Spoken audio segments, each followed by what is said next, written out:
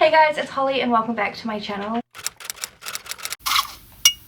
Today I am going to be showing you guys a bit of the process that I went through to set up my first ever market stall. So I was really lucky in getting a spot at a vintage and homemade market.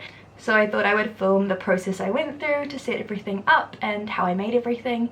Pretty much everything I do is handmade and hand painted and handwritten. I don't print anything. For those of you who don't know, I make my own earrings. I have talked briefly about this in a couple of my past videos, but these are a pair that I have made. They are little flowers with eyes on them, and I've been selling them on Etsy. However, I think that selling them on at markets is doing a little bit better at the moment, so I'm going to do a couple more markets coming up and then sell whatever doesn't sell on Etsy. But I've got heaps of designs. Every pair I make is completely different to any other pair. I never make the same pair twice, so all of my earrings are super unique, super funky, definitely not your regular run-of-the-mill earrings. So without further ado, let's get into the video.